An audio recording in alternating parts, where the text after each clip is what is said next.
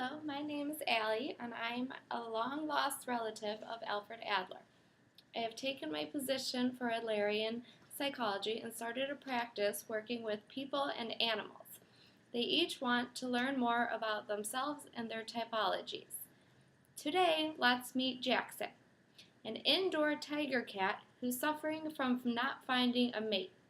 He can't figure out what his personality or typology is, so we're here to help him. Hi, Miss Allie. Help me understand my typology. First off, let's describe what a typology is. A typology is a schema similar to a person's personality type. Harold Mozak says that these should not be focused on only to identify somebody. You can fit into many typologies and do not have to fit into one single group. These typologies are just common themes or patterns in a lifestyle. Okay, tell me more. Okay. You should not focus on a typology to identify an individual because, as we all know, every individual is unique in their own way. So again, typologies fit into four most common themes, as Mozak and Mancini describe, and we're going to go through those and see if we can find out where you might fit. The first one are called drivers. Ooh, I like going for car rides.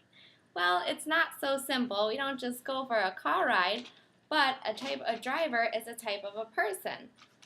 And this group of people are very productive and they have a goal to achieve. They are huge achievers and keep on trying to set goals for themselves that are higher and higher until they reach them.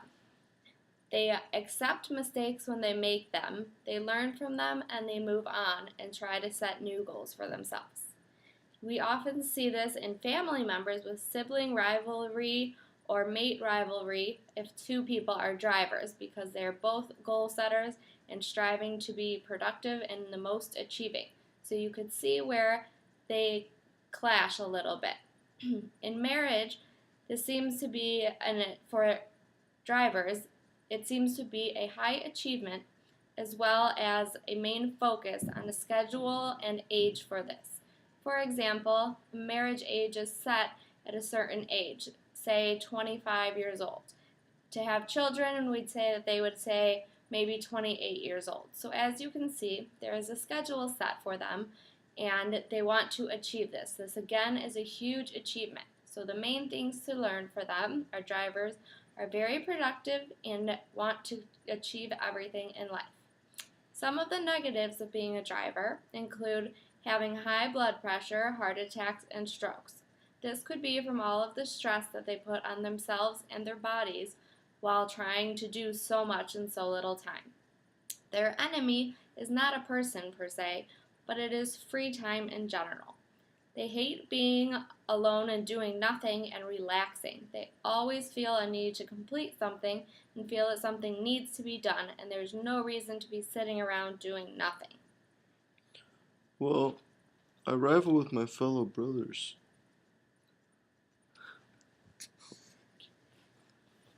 That's okay. Rivalry is one of the things about a driver's. Do you see yourself having to achieve something, or do you like free time?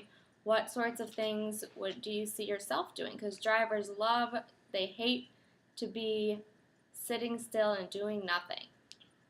Wow, sunbathing and playing all day sounds good to me. Give me a blanket and some ear scratching and I'm set. That's wonderful. So let's see what's next in store for you.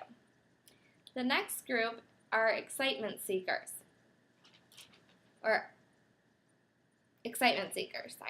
They are stimulus junkies would be a term to use for them. They are different from drivers because the drivers like to achieve things, whereas the excitement seekers their goal is to be adventurous and have as much fun while doing it. They hate to be bored, and they can get into trouble just for the thrill of it and having attention brought back to them. So we can see as some children will cause different problems because they would like to have the attention brought back to them. They seek excitement. You can see roller coasters are excitement seekers and other such activities for them. Well, I never cause trouble around the house. Not me. Wait, do I smell fries? Fries? There are no fries. All right, our next stage are the babies. But I'm 2 years old. I'm not a baby. That's not what I mean at all. The babies have nothing to do with the age. They are not always the youngest in the family, and sometimes could often be the middle or the oldest children. Babies are in the sense that they love to be around attention. They love to play and have support around them.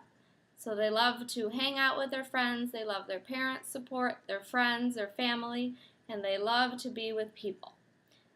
For babies, their enemies would be to be alone and have no one around them and nothing to do.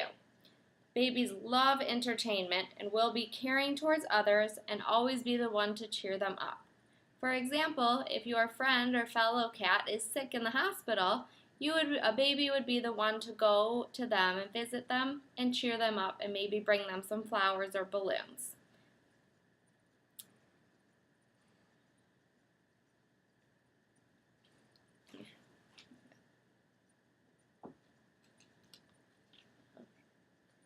So, what kind of things do you like as being a baby?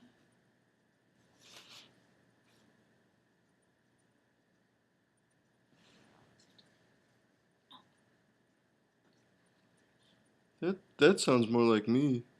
Yeah, sounds like a baby. You like to play with other kitties and always have attention. I Yep, heard you say you love that ear scratching thing. That's you?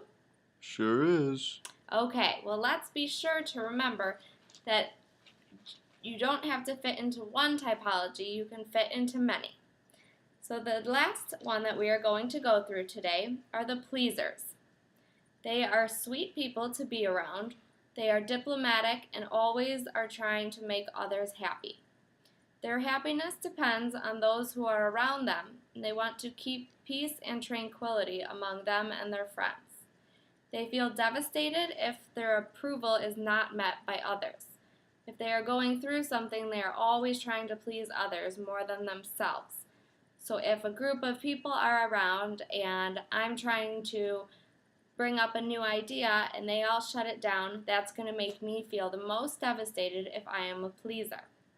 These are often good mediators, and we see this in the family as everyone comes to them with their problems and issues for them to listen. They also are often good caretakers and lovers. You see them as mothers and family members who love to be lovers and help others feel appreciated. The downside to this is that sometimes they don't feel appreciated themselves. Okay, well, I think I get it now. I need a mate who's a mix. Yes, you do. And a mix is a good thing, so I hope you understand that you do not need to be one specific typology. You can be more than one. Also, in a couple recent articles, people's diagnosis of one of these four categories or more often hinder them and view them as negatively in society. If you are given a group or just a name from one of these categories, you can often be looked at as only this. We want to make sure that when we come into therapy and there are clients or other kitties or puppies or animals like you, that we don't just categorize them into one area. We want to make sure that we learn more about them. Again, typologies are just similarities and characteristics we see in these groups. Okay, and also, in marital status, you said you came in to see if you could find a mate, correct? Yup. So you've been having some trouble there. But there have been some published articles talking about how marital status is affected by two different typologies.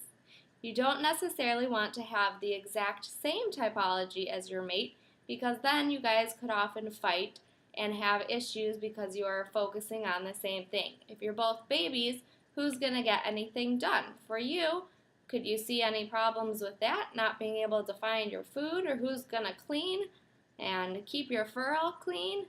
I need my food. Yeah, so you want to find someone that's a little bit of a mix for you. And also, if you're too opposite, then your personalities may clash and you may not get along at all. So again, we want to find a good mix from there.